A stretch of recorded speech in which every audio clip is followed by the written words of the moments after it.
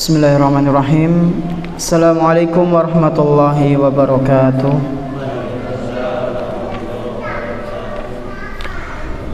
Alhamdulillahirabbil alamin. Wassalatu wassalamu ala nabiyyina Muhammadin wa ala alihi wa ashabihi wa man tabi'ahum bi ihsanin ila yaumiddin. Asyhadu an la ilaha illallah wahdahu la syarika lah wa asyhadu anna Muhammadan abduhu wa rasuluhu la nabiyya ba'dah. Alhamdulillah, segala puji hanya milik Allah Subhanahu wa taala, di mana Dia telah memberikan kepada kita semuanya nikmat yang begitu banyak. Dan di antara kenikmatan-kenikmatan yang telah Allah Subhanahu wa taala berikan kepada kita semuanya, di antaranya adalah nikmat iman, nikmat Islam, nikmat sehat, nikmat kita bisa kembali menghadiri majelis ta'lim di salah satu rumah-rumah Allah Subhanahu wa taala yang kita cintai ini. Kita berharap kepada Allah Subhanahu wa taala, semoga apa yang kita pelajari pada malam yang berbahagia kali ini bisa kita amalkan dalam kehidupan sehari-hari, sehingga menjadi bekal amal soleh kita kelak ketika berjumpa dengan Allah Subhanahu wa taala di hari akhir nanti. Allahumma amin. Tak lupa pula salawat dan salam semoga senantiasa tercurah limpahkan kepada Nabi kita yang tercinta, Nabi Muhammad sallallahu alaihi wasallam, beserta para keluarganya, para sahabatnya dan umatnya yang senantiasa mengikuti sunnah-sunnah beliau hingga hari akhir nanti. Jamaah salat maghrib yang semoga senantiasa dimuliakan oleh Allah Subhanahu wa taala. Insyaallah pada kesempatan malam yang berbahagia kali ini kita akan melanjutkan pembahasan kitab Al-Arba'in An-Nawawiyah, salah satu kitab hadis yang disusun oleh Al-Imam Yahya bin Syaraf rahimahullahu ta'ala.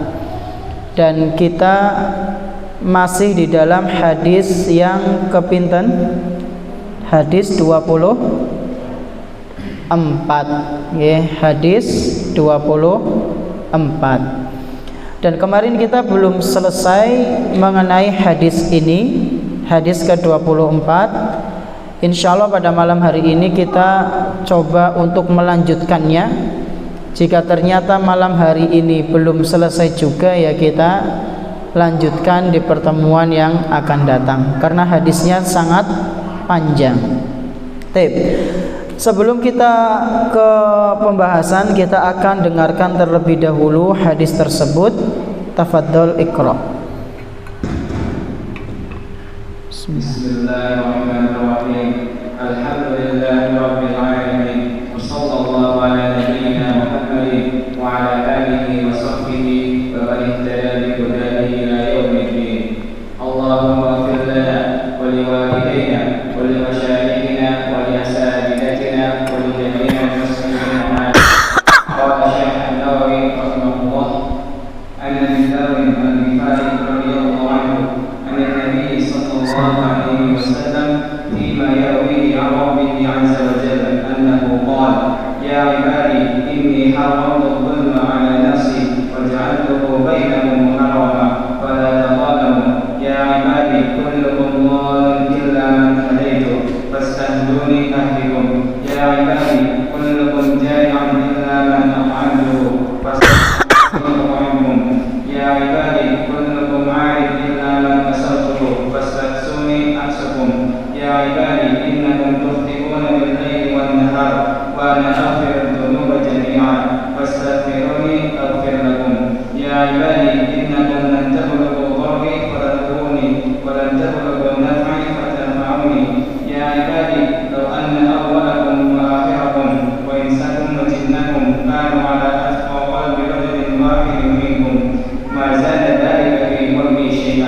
يا عبادي لو أن أولكم وآخركم وإنسكم وجنكم كانوا على أفجر قلب رجل واحد منكم ما نقص ذلك من ملكي شيئا يا عبادي لو أن أولكم وآخركم وإنسكم وجنكم قاموا في سعيد واحد فاسألوني فأعطيت كل واحد مسألته ما نقص ذلك مما عندي إلا كما ينقص المخيط إذا أدخل البحر يا عبادي إنما هي أعمالكم أحصيها لكم ثم أوفيكم إياها فمن وجد خيرا فليحمد الله ومن وجد غير ذلك فلا يلومن إلا نفسه رواه مسلم. Jazakallahu khairan. Hadis yang ke-24 ini kemarin sudah kita bahas sedikit ya. Hadis ini diriwayatkan oleh Imam Muslim dari salah seorang sahabat Nabi yang bernama Abu Dzar Al-Ghifari. Yang kemarin sudah kita singgung, nama aslinya adalah Jundub bin Junadah radhiyallahu anhu. Bahwasanya Abu Dzar Al-Ghifari ini meriwayatkan hadis dari Nabi Muhammad sallallahu alaihi wasallam bahwa kata Nabi sallallahu alaihi wasallam, Allah Subhanahu wa taala berfirman. Berarti ini termasuk hadis apa kemarin, Pak Bu? Hadis qudsi. Ya, karena firman Allah Subhanahu wa taala, tapi masuk dalam kategori hadis, bukan Al-Qur'an, tapi tetap hadis. Apa yang dikatakan oleh Allah Subhanahu wa taala? Allah Subhanahu wa taala berfirman, dan diisi firman Allah ini mencakup berapa panggilan? 10 ya, 10 panggilan. Jadi kemarin saya yang keliru, memang ada yang kurang dihitung. Jadi yang betul sinten Pak Taat ya. Ada 10 panggilan, Pak Bu. 4 diantaranya itu menceritakan atau bukan 4 diantaranya itu membahas tentang keadaan manusia, dan 5 diantaranya, 5 terakhir, 5 panggilan terakhir itu menggambarkan tentang kekuasaan Allah Subhanahu wa taala. Nah, kemarin kita bahas 2 panggilan. Panggilan yang pertama, kata Allah Subhanahu wa taala, ya ibadi, wahai hamba-hambaku, inni haramtu zulma, sesungguhnya aku mengharamkan kezoliman, ala nafsi, pada diriku. Maksudnya adalah Allah tidak mungkin menzolimi hambanya. Wa ja'altuhu bainakum muharraman, dan aku, kata Allah Subhanahu wa taala, telah mengharamkan perbuatan zolim di antara kalian. Fala tadzalamu, maka kalian jangan saling menzolimi. Kemarin zolim artinya apa, Pak Bu? Zolim artinya apa? Meletakkan sesuatu bukan pada tempatnya, itulah zolim ya. Meletakkan sesuatu bukan pada tempatnya.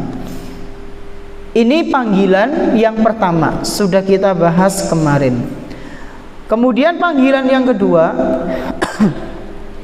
Allah Subhanahu wa taala berfirman, ya ibadi, wahai hamba-hambaku, kullukum dhallun illa man hadaituhu, wahai hamba-hambaku, sebenarnya atau sejatinya, aslinya kalian itu tersesat, illa man hadaituhu, kecuali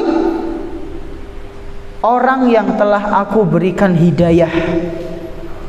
Maka orang-orang itu aslinya, Pak Bu, kita ya, saya dan panjenengan, aslinya kita itu tersesat. Kapan kita mendapatkan hidayah? Kata Allah Subhanahu wa taala, ketika Allah memberinya.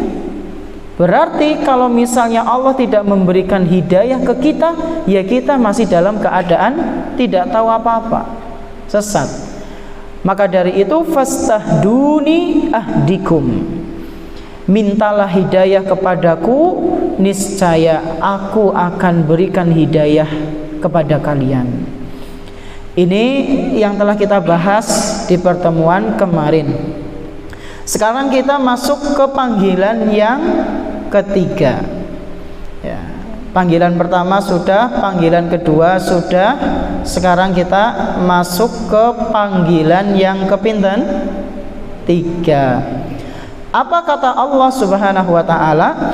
Ya ibadi, wahai hamba-hambaku, kullukum ja'i'un, sesungguhnya kalian ini adalah makhluk yang kelaparan. Wahai hamba-hambaku, sesungguhnya kalian ini adalah makhluk-makhluk manusia-manusia yang kelaparan. Illa man at'amtuhu, kecuali orang-orang yang telah aku berikan makanan. Ini menunjukkan bahwasanya Allah Subhanahu wa taala yang memberi rizki.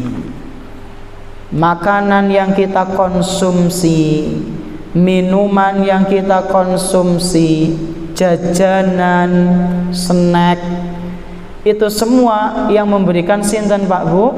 Allah Subhanahu wa taala. Dan ini yang harus kita yakini dan masuk kepada tauhid rububiyah. Meyakini hanya Allah Subhanahu wa taala satu-satunya yang memberikan rizki. Sumber utama itu dari Allah. Dan ini disebutkan dalam Al-Quran 3 kali Pak Bu. Dalam Al-Quran Allah Subhanahu wa ta'ala menyampaikan kepada kita bahwa Allah itu yang memberikan rizki. 2 diantaranya adalah jaminan, ya, wanti-wanti dari Allah kepada orang yang takut punya anak. Di dalam Al-Quran surat Al-An'am, surat Al-An'am ayat 151. Di situ Allah Subhanahu wa taala mewanti-wanti orang yang takut punya anak karena khawatir jadi miskin. Kata Allah Subhanahu wa taala, wala taqtulu auladakum min imlaqa, janganlah kalian membunuh anak-anak kalian karena takut miskin. Dibunuh anaknya. Wonten kasus kados niki? Wonten, ya. Pada tahun berapa itu saya pernah nyimak berita seorang ibu membunuh anaknya, ya, naudzubillahi min dzalik. Anaknya yang masih kecil-kecil dibunuh, yang satu selamat, ya. Tapi ya parah, sakit parah. Ketika ditanya sama petugas, kenapa kok membunuh anak-anak kamu, ya? Kenapa kok anak-anak kamu dibunuh? Alasannya kenging nopo? Saya tidak mau anak-anak saya nanti gedenya kayak saya, alias miskin. Subhanallah. Loh, memang dia Tuhannya apa? Betapa banyak orang tua yang nuwun sewu kehidupannya sederhana, tapi anaknya jadi konglomerat. Wonten napa kata banyak, ya. Jadi nggak boleh kita membunuh anak karena takut miskin, apalagi dengan alasan yang kayaknya wah gitu. Saya membunuh anak saya karena takut nanti anak saya seperti saya. Loh, berarti panjenengan sudah mendahului kehendak Allah Subhanahu wa taala. Nggak boleh. Ketika Allah mewanti-wanti seperti ini, kemudian Allah mengatakan nahnu narzuqukum wa iyyahum. Ketahuilah sesungguhnya kami ini yang memberikan rizki kepada kalian, dan kami juga yang nanggung rizki mereka. Jadi kita dan anak-anak kita yang nanggung rizkinya sinten? Allah Subhanahu wa ta'ala. Maka nggak usah khawatir ya. Kekhawatiran kita terhadap rizki yang belum jelas nantinya itu termasuk, ya sebagian ulama mengatakan termasuk kita telah suuzon kepada Allah Subhanahu wa ta'ala. Khawatir sampai berlebih-lebihan, Pak Bu, nyong isuk mangan apa ya, nyong isuk kira-kira si tayang urip ora ya, sampai dia itu mumet mikirkan seperti itu. Ini kata sebagian ulama termasuk adab yang buruk dan termasuk berburuk sangka kepada Allah Subhanahu wa ta'ala. Maka enggak boleh. Ini tadi di surat Al-An'am ayat 151. Di surat lain juga disebutkan, di surat Al-Isra ayat 31, dan juga disebutkan dalam surat Toha ayat 132. Surat Al-An'am ayat 151, surat Al-Isra ayat 31, surat Toha ayat 132. Di situ Allah janji bahwasanya Allah lah yang menanggung rizki kita. Maka jangan khawatir berlebihan. Nah, di sini Allah Subhanahu wa ta'ala, kita kembali ke hadis, ya ibadi kullukum ja'i'un, wahai hamba-hambaku, kalian itu aslinya orang yang lapar, illa man at'amtuhu, kecuali yang telah aku berikan makanan, fastat'imuni at'imkum, oleh karena itu mintalah makanan kepadaku, niscaya aku akan memberikan kepada kalian makanan. Ini dalil yang sangat jelas sekali bahwasanya Allah Subhanahu wa ta'ala lah yang memberikan makanan kepada kita sebagai hamba-hambanya Allah Subhanahu wa ta'ala. Ini panggilan yang kepinten? Ketiga. Sekarang kita masuk ke panggilan yang keempat ya. Yang pertama, Allah mengingatkan tentang kezoliman, nggak boleh kita zolim. Yang kedua, Allah mengingatkan kepada kita bahwasanya hidayah itu di tangan Allah. Maka mintalah hidayah kepada Allah supaya kita istiqomah, supaya kita bisa terus di atas ketaatan. Yang ketiga, Allah mengingatkan kepada kita bahwasanya Allah lah yang memberikan makanan. Maka mintalah makanan, rizki kepada Allah Subhanahu wa ta'ala. Yang keempat, Allah Subhanahu wa ta'ala berfirman, ya ibadi, wahai hamba-hambaku, kullukum arin illa man kasautuhu. Wahai manusia, wahai hamba-hambaku, sesungguhnya kalian itu aslinya nuwun sewu, telanjang, nggak punya pakaian, nggak pakai baju, nggak pakai celana.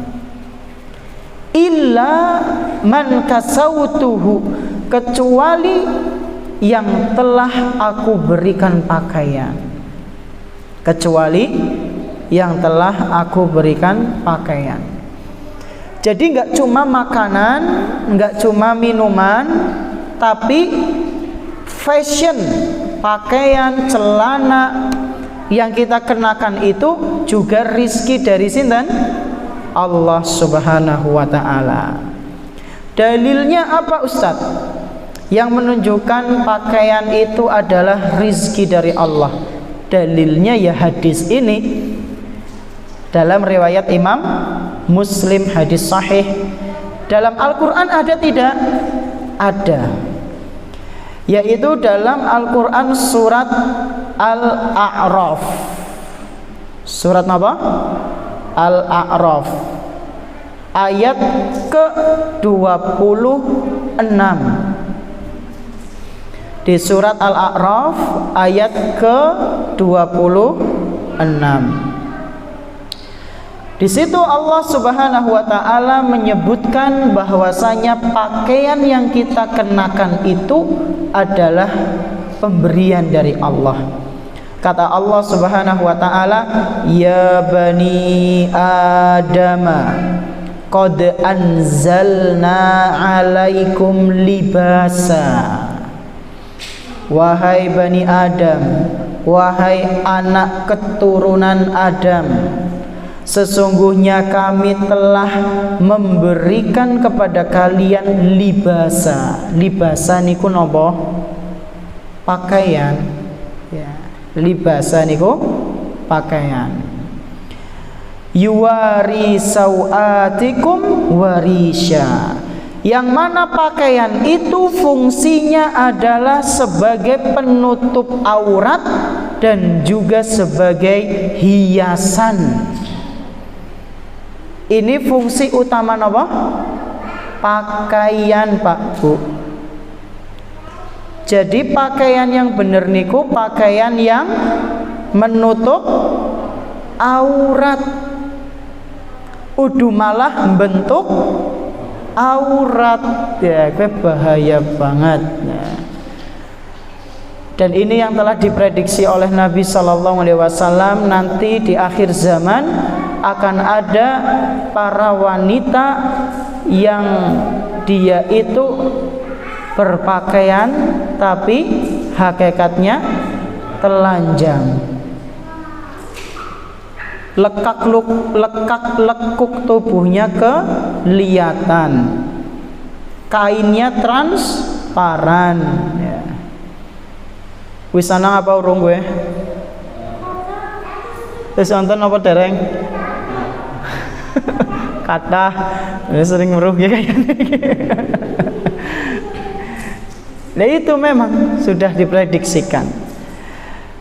Berarti Pak Bu, orang yang pakaiannya semakin terbuka, kelihatan auratnya, itu menandakan sedang mendapatkan hukuman dari Allah. Karena Nabi Adam dan Hawa dulu di surga ketika melanggar apa yang diperintahkan oleh Allah Subhanahu wa taala, pakaiannya itu melorot sehingga auratnya kelihatan. Lalu mereka mencari dedaunan di surga. Ini menunjukkan bahwasanya semakin terbukanya pakaian, semakin aurat itu ternampakkan, ini menunjukkan dia sedang dihukum oleh Allah Subhanahu wa taala. Nauzubillahi min dzalik. Ustadz, ini berlaku untuk perempuan saja apa sama laki-laki? Sama, laki-laki barang ya. Aurat laki-laki sih pundi? Dari pusar sampai lutut ya. Berarti nuwun sewu, bal-balan ngasih ngasih dhuwur lutut, ke auratnya keton apa ora? Ya. Keton itu. Ya. Jadi bal-balan ya pakai celana yang di bawah lutut lah, itu lebih aman insya Allah. Atau misalnya nge-gym ya, nuwun sewu niki, nge-gym. Nge-gym niku napa nggih? Pak RT ngertos nge-gym? Orang ngerti. Fitness. Ya, apa itu namanya ya? Angkat beban barbel. Itu kan biasanya pada Buddha. Apa kerja bakti kadang? Anu sumuk. keringetnya akeh. Nah, kowe kan auratnya keton ya. Terus gimana? Ini kaos ya. Pakai kaos yang menutup aurat kita lah, kaos yang adem gitu. Jadi jangan dilepas semuanya gel-gelan. Karena itu aurat. Nah, kata Allah Subhanahu wa taala, pakaian itu yang kami turunkan kepada kalian wahai anak Adam, fungsinya adalah untuk menutup aurat dan sebagai perhiasan. Jadi enggak cuma nutup aurat tapi juga sebagai perhiasan ya. Perhiasan. Ini dalam Al-Qur'an surat Al-A'raf ayat 26. Nah, jamaah rahimani wa rahimakumullah, itu tadi panggilan dari Allah yang keberapa? Keempat. Lalu Allah Subhanahu wa taala berfirman, fastaksuni aksikum. Oleh karena itu kalian mintalah pakaian kepadaku, niscaya kalian akan aku berikan. Kemudian panggilan yang kelima, kata Allah Subhanahu wa taala, ya ibadi, wahai hamba-hambaku, innakum tukhti'una bil-laili wan-nahar. Sesungguhnya kalian itu melakukan dosa di setiap malam dan siang. Sesungguhnya kalian wahai hamba-hambaku melakukan perbuatan-perbuatan dosa di setiap malam dan siang. Temenan apa orang niku? Apa wengi tok panjenengan? Apa ming awan tok? Ustaz nyata ming awan tok Ustaz ya. Wengi ta ora lho, pede teman. Lah ini Allah yang mengatakan langsung kok. Tabiat kita itu memang suka berbuat dosa. Bahkan nanti kata pensyarah hadis ini ya, Syekh Shalih Al-Fauzan mengatakan, ta'maluna sayyi'at. Kalian wahai manusia itu memang melakukan kesalahan, wal khotoya, dosa-dosa, li'anna hadhihi tabi'atul insan. Karena melakukan dosa itu memang sudah tabiat manusia. Dalam hadis lain disebutkan, hadis yang sering kita dengar, kullu bani adam khata'un wa khairul khata'ina at-tawwabun. Setiap bani Adam itu pelaku dosa. Setiap anak keturunan Adam pasti pernah melakukan kesalahan. Akan tetapi di antara mereka yang paling baik adalah yang selalu mengiringi kesalahannya dengan taubat. Itu memang sudah jadi tabiat kita, melakukan kesalahan, melakukan dosa. Tapi bukan berarti kemudian tidak ada solusi. Nggak mungkin Allah nggak ngasih solusi. Apa solusinya? Taubat. Dan Allah Subhanahu wa ta'ala yang menciptakan kita, yang paling paham dengan kita, kita itu berbuat dosa siang dan malam, Pak Bu. Baik panjenengan sadari atau tidak, baik kita akui atau tidak, kita itu selalu berbuat dosa siang dan malam. Ya ana sing dosa kecil, ana sing dosa gede ya. Maka Allah Subhanahu wa ta'ala ngasih jalan solusinya. Apa itu? Wa ana aghfirudz dzunuba jami'a. Ketahuilah wahai manusia, aku mengampuni seluruh perbuatan dosa. Seluruh perbuatan dosa. Dosa syirik termasuk? Dosa syirik diampuni teng Allah mboten? Kalau tobat diampuni. Sementing durung mati ya. Kalau kita masih hidup, masih bisa bernafas, nyawa belum sampai kerongkongan, dan kita mantan pelaku kesyirikan, tobat diterima Pak Bu, diterima. Allah itu sangat sayang sekali kepada hamba-hambanya. Kata Allah, wa ana aghfirudz dzunuba jami'a. Aku akan mengampuni seluruh dosa-dosamu wahai anak Adam. Cuma masalahnya kadang dewek nunda-nunda ya. Lah isi ana ngisuk iki. Nah, isi nom iki. Nah, isi sehat iki. Kadang kita menunda-nunda. Allah Subhanahu wa taala kemudian berfirman, "Fastaghfiruni aghfir lakum." Oleh karena itu, karena aku ini Maha Pengampun, kalian mintalah ampunan kepadaku. Pasti Allah akan ampuni dosa-dosa kalian. Sebanyak apapun dosa yang pernah kita lakukan. Dalam sebuah ayat ya, Allah Subhanahu wa taala berfirman di surat Az-Zumar, di surat Az-Zumar ayat ke-53. Di surat apa? Az-Zumar ayat ke-53. Di situ Allah Subhanahu wa taala berfirman, "Qul ya ibadiyalladzina asrafu ala anfusihim la taqnatu min rahmatillah." Kata Allah Subhanahu wa taala, "Wahai hamba-hambaku," katakanlah wahai Muhammad kepada hamba-hambaku ya, yang telah melampaui batas. Bayangkan Pak Bu, manusia ini telah melampaui batas. Berarti dosanya akeh apa seperti akeh. Tapi orang ini masih dikatakan apa? Hambaku. Bayangkan kalau manusia sebagian wong tua niki anaknya bandel banget.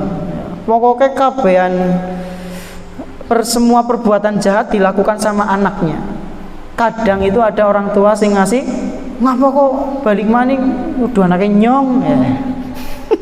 Wonten apa mboten? Wonten.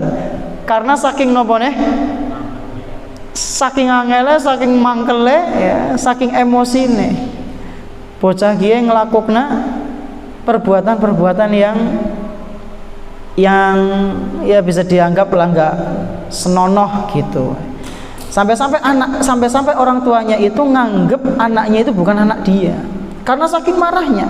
Tapi Allah Subhanahu wa taala tidak seperti itu.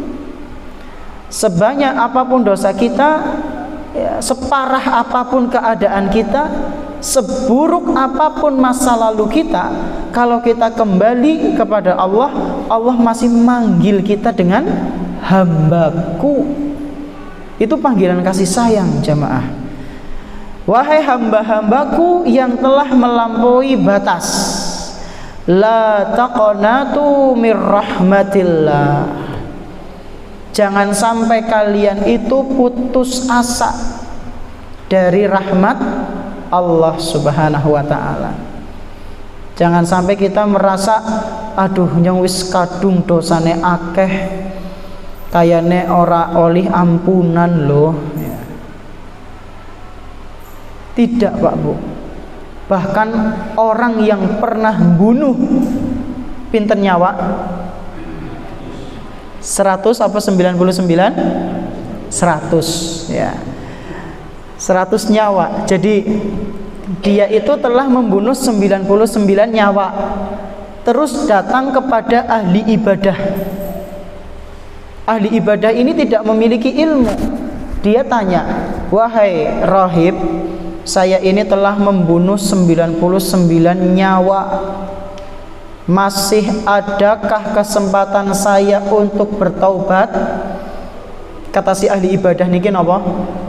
Lah ya wis ora lah. 90 sangat kebangetan rika. Ya wis gendep nasisan pinten? 100. Dibunuh itu. Itu dalam hadis Sahih Bukhari. Jadi genep pinten? 100 nyawa Pak Bu. Lalu si pembunuh ini masih kurang puas dengan jawaban itu. Dia cari lagi seorang alim. Akhirnya ketemu dengan orang yang pandai, yang pinter, alim, benar-benar ulama. Ditanya, "Wahai alim, saya ini telah bunuh 100 nyawa. Kira-kira menurutmu masih adakah pintu taubat bagiku? Ya. Maka kata si alim ini, apa yang menghalangimu untuk tidak taubat? Ya. Apa yang menghalangimu untuk bertaubat kepada Allah Subhanahu wa Ta'ala? Kesempatanmu masih terbuka lebar. Terus caranya gimana? Caranya kamu harus pindah tempat, alias hijrah. Pindah tempat dari tempat tinggalmu yang buruk, karena di situ tempat tinggalnya penuh dengan kejahatan, menuju ke tempat yang lebih baik, yang di situ kamu bisa belajar, bisa ibadah. Ke sana taubatmu akan diterima. Harus ada usaha. Maka benar si pembunuh ini pun hijrah, Pak Bu, dari tempatnya yang masa lalu penuh dengan keburukan menuju ke tempat yang penuh dengan kebaikan. Belum sampai ke tempat hijrahnya, dia meninggal di pertengahan jalan. Maka dikisahkan dalam hadis tersebut, malaikat bingung, dia mlebu penghuni surga apa penghuni neraka nggih. Wis mateni 100 tapi ngurung amal. Bayangkan. Maka Allah Subhanahu wa Ta'ala memerintahkan untuk mengukur, Pak Bu, jarak antara matinya dia itu lebih dekat dengan tempat maksiat yang dulu atau lebih dekat dengan tempat yang baik yang dia akan hijrah di situ. Ternyata diukur, dia lebih dekat dengan tempat yang akan dia singgahi, yaitu tempat hijrahnya itu. Maka orang ini pun ditetapkan menjadi penghuni surga. Masya Allah. Allah sayang banget tidak? Sayang. Padahal dia belum melakukan amal soleh. Subhanallah. Baru pengen memperbaiki diri, tapi ternyata kesalahan-kesalahan yang 100 nyawa yang pernah dia habisi itu dimaafkan. Makanya jangan putus asa. Nah, kita belum pernah bunuh manusia kan? Belum pernah kita mateni wong. Dosa kita ya bukan berarti meremehkan ya. Dosa kita mungkin dia melakukan ini itu, dosa-dosa besar, nggak sampai membunuh orang. Maka jangan sampai putus asa, jangan sampai menyimpulkanlah kayaknya wis kadung ya, kadung teles ya nyemplung sisan. Tidak. Allah Subhanahu wa Ta'ala Maha Pengampun, mengampuni segala dosa-dosa. Innallaha yaghfirudz dzunuba jami'an. Sesungguhnya Allah mengampuni seluruh dosa-dosa. Innahu huwal ghafurur rahim. Dan sesungguhnya Allah itu Maha Pengampun lagi Maha Penyayang. Dan disebutkan dalam sebuah hadis sahih, Pak Bu, Allah Subhanahu wa Ta'ala itu sangat senang sekali kalau ada hambanya yang bertaubat.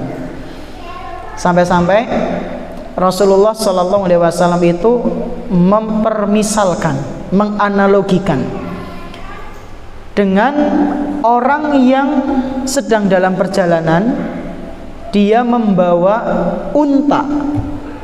Membawa apa? Unta beserta dengan perbekalannya yang lengkap. Lalu orang itu istirahat di bawah pohon sebentar, dibawa tidur, tiba-tiba untanya hilang. Gambarannya panjenengan lagi safar, lagi pergi jauh, terus ngason disit nang masjid lah, layah-layah. Keliyep turu sedera, ya, keturun. Habis itu bangun, tiba-tiba motornya hilang. Nangis mboten? Bingung mboten Pak Bu? Bingung ya. Di motor itu ada makanan kita, ada dompet kita, ada KTP kita, ada SIM kita, ada minuman kita, semuanya di kendaraan kita. Nah, orang ini pun bingung, maka orang ini mencari ke sana kemari, ontaku di mana ya? Enggak ada.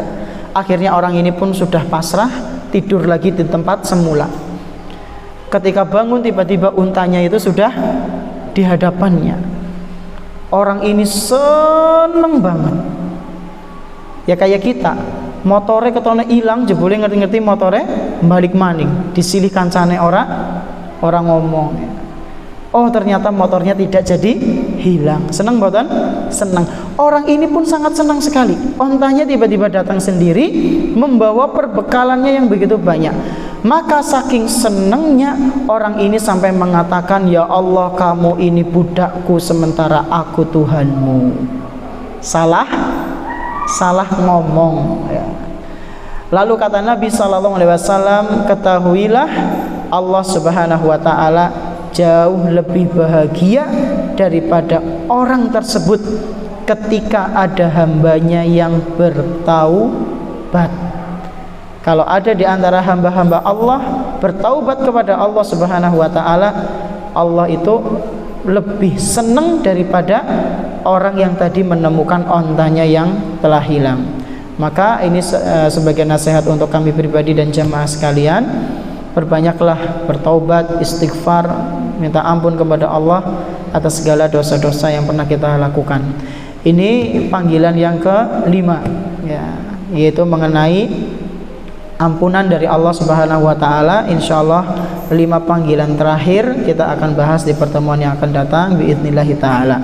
Terima kasih atas perhatiannya. Kita tutup dengan doa kafaratul majlis. Subhanakallahumma bihamdik asyhadu an la ilaha illa anta astaghfiruka wa atubu ilaik. Wassallallahu ala nabiyyina Muhammadin wa ala alihi washabbihi ajma'in. Wassalamu alaikum warahmatullahi wabarakatuh.